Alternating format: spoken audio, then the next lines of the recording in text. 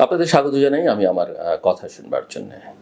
বাংলাদেশের রাজনৈতিক বাস্তবতা বর্তমানে এক গুরুত্বপূর্ণ সন্ধিক্ষণের মধ্যে দাঁড়িয়ে। দীর্ঘদিন ধরে চলমান কর্তৃত্ববাদী শাসনের অবসান ঘটিয়ে ছাত্র জনতার অভ্যুত্থানের মাধ্যমে দেশের রাজনীতিতে একটা নতুন দিগন্ত উন্মোচিত হয়েছে। এই পরিবর্তনের কেন্দ্রবিন্দুতে রয়েছে তরুণ সমাজের আকাঙ্ক্ষা, একটি গ্রহণযোগ্য, জবাবদিহিমূলক এবং অংশগ্রহণমূলক রাজনীতির দাবি। তরুণরা চায় এমন একটি শাসন ব্যবস্থা যেখানে ন্যায্যতা এবং সম্মানের সঙ্গে নাগরিকরা বাঁচতে পারে। শেখ হাসিনার দীর্ঘ শাসন আমলের পরে অধ্যাপক মোহাম্মদ ইউনূসের নেতৃত্বে অন্তর্বর্তী সরকার সে পরিবর্তনের সূচনা করেছে। অন্তত তাদের দিক থেকে দাবি এমনটাই। এই সরকারের প্রতি জনগণের প্রত্যাশা দুটো প্রধান বিষয়ের উপর দাঁড়িয়ে।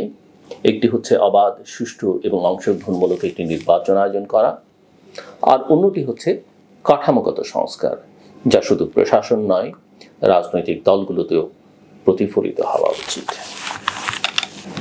অন্তর্বর্তী সরকার ইতিমধ্যেই একাধিক কমিশনের মাধ্যমে সংস্কার প্রক্রিয়া শুরু করেছে। বলা ভালো, সংস্কার কমিশনগুলো স্টেক হোল্ডারদের সঙ্গে আলোচনা করে সংস্কারের প্রস্তাব সরকারের কাছে সাবমিট করেছে। কিছু কিছু কমিশনের প্রস্তাব নিয়ে একটা জাতীয় ঐকমত্য প্রতিষ্ঠার জন্য একটা ঐকমত্য কমিশন হয়েছে, কিন্তু এখন পর্যন্ত কোনো সংস্কার বাস্তবায়ন হয়েছে বা বাস্তবায়নের প্রক্রিয়া শুরু হয়েছে সেটা বলা যাবে না। যেগুলোর জন্য জাতীয় ঐকমত্যের প্রয়োজন নেই সেগুলো হাত দেওয়া হয়নি। আমি যেমন বলতে পারি, media commission, media reforms commission 1 মাসের বেশি সময় আগে প্রস্তাব দিয়েছে। তাদের রিপোর্ট নিয়ে ঐকমত্য কমিশন কাজ করছে না, কিন্তু ঐকমত্যের প্রয়োজনও নেই, সেই জায়গায় কোনো হাত দেওয়া হয়নি। হোয়াইট পেপার কমিশন বেশ কিছু সুপারিশ দিয়েছে 6-7 মাস আগে, কোনো অগ্রগতি হয়নি। কমিশন প্রধানরাই এটা বলছেন। সংবিধান সংস্কার থেকে শুরু করে নির্বাচন কমিশন, প্রশাসন, দুর্নীতি দমন, স্বাস্থ্য, শিক্ষা, স্থানীয় সরকার সহ নানা বিষয়ে গঠন করা হয়েছে সংস্কার কমিশন। আমরা জানি এসব কমিশনে অভিজ্ঞ আমলা, বুদ্ধিজীবী এবং ক্ষেত্র বিশেষে প্রখ্যাত পেশাজীবীদের অন্তর্ভুক্ত করা হয়েছে।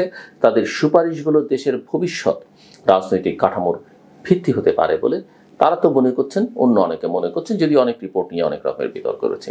কিন্তু একটা গুরুত্বপূর্ণ বিষয় এখন আলোচনা থেকে প্রায় অনুপস্থিত, তা হচ্ছে রাজনৈতিক দলগুলোর নিজস্ব গঠন এবং সংস্কার। যে রাজনৈতিক দলগুলো আগামীতে রাষ্ট্র পরিচালনার দায়িত্ব নিতে পারে, তাদের যদি অভ্যন্তরীণভাবে গণতন্ত্র এবং জবাবদিহির চর্চা না থাকে, তাহলে তারা রাষ্ট্রের স্তরে গণতন্ত্র প্রতিষ্ঠা করবে কিভাবে? এই প্রশ্ন নানা মহল থেকে আছে এবং এটি অমূলক কোনো প্রশ্ন নয়। বাংলাদেশ জাতীয়তাবাদী দল বিএনপি বর্তমানে সবচেয়ে বড় রাজনৈতিক দল হিসেবে বিবেচিত। তারাও সেই প্রশ্নের মুখোমুখি। আওয়ামী লীগ নির্বাচনী মাঠ থেকে প্রায় ছিটকে গেছে। জামায়াত ইসলামী তাদের অতীতের কারণে গ্রহণযোগ্যতা হারিয়েছে। অন্যদিকে জাতীয় নাগরিক পার্টি বা এনসিপি এখনো প্রাথমিক পর্যায়ে। ফলে মানুষের নজর বিএনপির দিকে। 1991 থেকে 2024 পর্যন্ত বাংলাদেশের রাজনৈতিক ইতিহাসে বারবার আওয়ামী লীগ এবং বিএনপির পালাবদল ঘটেছে। এর মধ্যে আওয়ামী লীগের 15 বছরের একচ্ছত্র শাসনের শেষটা হয়েছে চরম অবৈধতা, দমন পীড়ন এবং গণহত্যার মাধ্যমে। ছাত্র সমাজ সেই শাসনের বিরুদ্ধে রুখে দাঁড়িয়ে ইতিহাস গড়েছে, জনগণও তাদের সঙ্গে ছিল। এই ছাত্র আন্দোলনের মাঝেই বিএনপি আবার জীবন্ত হয়ে উঠেছে। তাদের নেতারা আবার টেলিভিশনের পর্দায়, জনসভায়, আন্তর্জাতিক গণমাধ্যমে সরব হয়েছেন। সবচেয়ে আলোচিত হয়েছেন দলের ভারপ্রাপ্ত চেয়ারম্যান তারেক রহমান। নির্বাসনে থাকা এই নেতার বক্তব্য, হাবভাব, এমনকি রাজনৈতিক শালীনতা অনেককেই আকৃষ্ট করেছে। মিস্টার তারেক রহমান বলেছেন যে প্রতিশোধ নয়, তিনি চান সংস্কার। প্রধানমন্ত্রী এবং রাষ্ট্রপতির ক্ষমতার ভারসাম্য, 2 মেয়াদের বেশি কেউ প্রধানমন্ত্রী না হওয়া, দ্বিকক্ষ বিশিষ্ট সংসদ, মিডিয়ার স্বাধীনতা, এসব নিয়ে তার চিন্তাভাবনা বেশ পরিপক্ক বলেই মনে হচ্ছে। কিন্তু প্রশ্ন হলো, এই সুন্দর বক্তব্যগুলো কি কেবল কৌশল নাকি সত্যিকার বিশ্বাস? আর তার চেয়েও বড় প্রশ্ন, এই সংস্কারের শুরু কি তার নিজ দল থেকেই হচ্ছে? বাংলাদেশ জাতীয়তাবাদী দল বিএনপির গঠনতন্ত্রে চেয়ারপারসনের হাতে রয়েছে অসীম ক্ষমতা। তিনি দল গঠন, ভাঙন, পুনর্গঠনের একচ্ছত্র কর্তা। কাউন্সিল, স্থায়ী কমিটি, নির্বাহী কমিটি সব তার অধীন। ফলে দলটি অভ্যন্তরীণভাবে একটি একনায়কতান্ত্রিক কাঠামোর দিকে হেঁটেছে। অন্য দলগুলো প্রায় একই পথে হেঁটেছে, কথা বললে অত্যুক্তি হবে না। বাংলাদেশের প্রায় সকল রাজনৈতিক দলই ব্যক্তি সর্বস্ব, ব্যক্তিতান্ত্রিক। সো আমি বিএনপি নিয়ে যেটা কথা বলছিলাম, বিএনপির মধ্যেই থাকি। এমন একটি দল রাষ্ট্র ক্ষমতায় এলে সেখানেও কি এমন একক আধিপত্য কায়েম হবে না? এই প্রশ্ন যদি কেউ তোলেন, অন্যায় প্রশ্ন হবে সেটা। জনগণ আজ অতীতের ভুল আর দেখতে চায় না, তারা চায় পরিবর্তন শুধু স্লোগানে নয়, বাস্তব কাঠামোয়। বিএনপির উচিত হবে তাদের গঠনতন্ত্রে সংস্কার এনে অভ্যন্তরীণ নির্বাচনের ধারা চালু করা, বিকল্প নেতৃত্বকে জায়গা দেয়া এবং তরুণদের সামনে আনা। এটা করলে বিএনপি চেয়ারপারসন বা অ্যাক্টিং চেয়ারম্যান খুব যে ক্ষতিগ্রস্ত হবেন বা আশঙ্কা থাকবে সেটা আমি মনে করি না। এই কারণে বাংলাদেশে এখনো ওই মুজিব পরিবারের প্রতি আওয়ামী লীগের সারা দেশের কোটি কোটি নেতাকর্মীর বা লক্ষ লক্ষ নেতাকর্মীর, বিএনপির একইভাবে কোটি কোটি নেতাকর্মী বা লক্ষ লক্ষ নেতাকর্মীর ভরসা ওই জিয়া পরিবারের প্রতি। অন্যদের মধ্যে গণতন্ত্র চর্চা হলে তাতে আমি মনে করি না এই শীর্ষ নেতৃত্বের কোনো সংকট হবে, কাজেই তাদের সেই পথে হাঁটা উচিত।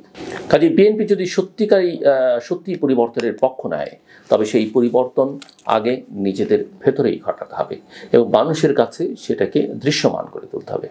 একইভাবে জাতীয় নাগরিক পার্টি বা এনসিপি এখন একটি গুরুত্বপূর্ণ পর্যায়ে অন্তত আলোচনা হচ্ছে তাদেরকে নিয়ে। দলের সাংগঠনিক কাঠামো কি আছে, ঘোষণাপত্র, গঠনতন্ত্র, এগুলো আমরা কিছুই জানি না, বুঝি না, দেখতেও পাই না।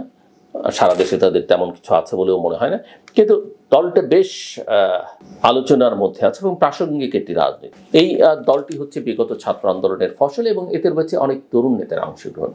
এনসিপির মূল আকর্ষণ তাদের ইতিহাসহীনতা, পরিবারতন্ত্রের বাইরে অবস্থান এবং নতুন এক রাজনৈতিক সংস্কৃতি করবার প্রতিশ্রুতি।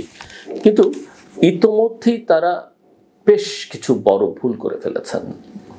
আমি খুব বেশি সেগুলো নিয়ে আলোচনা করতে চাই না। আবার অন্যদিকে দেখেন যে বঙ্গবন্ধুর বাসভবনে হামলা 25 নম্বরে 1971 বনাম 2024 নিয়ে যে বিতর্ক তোলা হচ্ছে, 47কে অনেকের মধ্যে টেনে আনছেন, সংবিধানের মৌলনীতি নিয়ে অস্থিরতা, এসব তাদের গ্রহণযোগ্যতাকে ক্ষুণ্ণ করেছে, এনসিপির গ্রহণযোগ্যতাকে, কারণ তারা এর মধ্যেও জড়িয়ে পড়েছে।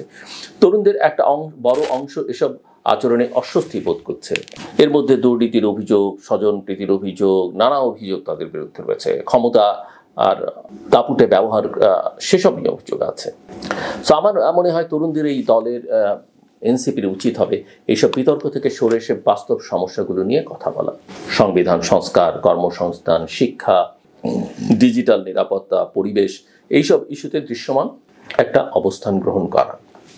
এদিকে জামায়াত ইসলামী আবার মুখ উঁচিয়ে উঠতে শুরু করেছে, তারা নিজেদের বদলেছে দাবি করছে। তারা এখন সংখ্যালঘু সম্প্রদায়, অন্য ধর্মাবলম্বী, যদিও তারা ধর্মভিত্তিক রাজনীতি করে, ইসলাম নির্ভর রাজনীতি তাদের, কিন্তু তারা দেখছি খ্রিস্টান, বুদ্ধিস্ট, হিন্দুদের ডেকে তাদের পতাকা তলে সমবেত হবার কথা বলছে। তারা বলছে যে তারা ক্ষমতায় গেলে দেশের নারীরা অবাধ স্বাধীনতা ভোগ করবে, সম্মান ভোগ করবে, যেটা তারা এখন করছে না। সো জামাত দাবি করছে যে তারা নিজেদের বদলে ফেলছে, কিন্তু তাদের আদর্শ, অতীত কর্মকাণ্ড এবং বিচার প্রক্রিয়ার বাইরে থেকে যাওয়া এখনো তাদের গ্রহণযোগ্যতাকে প্রশ্নবিদ্ধ করে রেখেছে। এবং সামাজিক যোগাযোগ মাধ্যমে তাদের কর্মী সমর্থকদের ভাষা দেখলেই বোঝা যায় তারা যখন কোনো কিছু লেখেন, কমেন্ট করেন, তারা কোন রাজনৈতিক দলের সমর্থক, সেটা দেখলে আসলে দলটি প্রতি অনেকেরই এক ধরনের ভীতি কাজ করবার কথা। সো এইরকম একটা সময়ে অন্তর্বর্তীকালীন সরকারের কাজ অনেক জটিল। নির্বাচন কবে হবে তা নিয়ে এখনো দ্বিধা। কেউ বলছে 2025 সালের শেষ দিকে, কেউ বলছে 2026 সালের প্রথমার্ধে। এই সময়ের মধ্যে যদি রাজনৈতিক দলগুলোর মধ্যে কোনো ঐকমত্য না হয়, তবে নির্বাচন আবারও প্রশ্নবিদ্ধ হয়ে যাবে। যদিও প্রফেসর মোহাম্মদ ইউনূস বলছেন তিনি ইতিহাসের সেরা নির্বাচন করবেন। ভারতের ভূমিকাও এখানে গুরুত্বপূর্ণ। শেখ হাসিনার শাসনের প্রতি ভারতের দীর্ঘকালীন সমর্থন, ট্রান্সশিপমেন্ট বন্ধ করে দেয়া, ভিসা জটিলতা, এসব বাংলাদেশের তরুণদের মধ্যে ভারত বিরোধী মনোভাব তৈরি করেছে। ইউনূস মোদি বৈঠক পরিস্থিতি কিছুটা স্বাভাবিক করলেও এখনও দুই দেশের সম্পর্ক সংবেদনশীল অবস্থায় রয়েছে এবং সেই বৈঠক থেকেও তেমন কিছু ভালো হয়েছে বলে আমরা কোনো বার্তা কিন্তু আসলে শেষ পর্যন্ত পাইনি, বরং ভিন্ন ভিন্ন বার্তা পেয়েছে দুপক্ষ থেকে। আরও একটা বড় সমস্যা হলো ধর্মীয় প্রবাদ।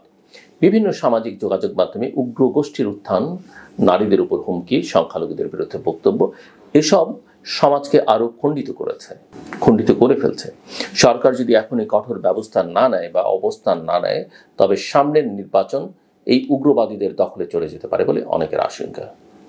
এই প্রেক্ষাপটে রাজনৈতিক দলগুলোর উচিত হবে নিজেদের মধ্যে ঐক্য তৈরি করা। অন্তর্বর্তী সরকারের উচিত হবে একটা সুস্পষ্ট রোড ম্যাপ প্রকাশ করা। কবে নির্বাচন হবে, কিভাবে হবে, এবং কি সংস্কার বাস্তবায়িত হবে আগে।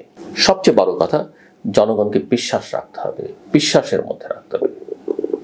আজকের বাংলাদেশটা একেবারেই অন্যরকম। মানুষ এখন শুধু দল নয়, কাজ চায়। তারা স্লোগান নয়, দৃষ্টান্ত চায়।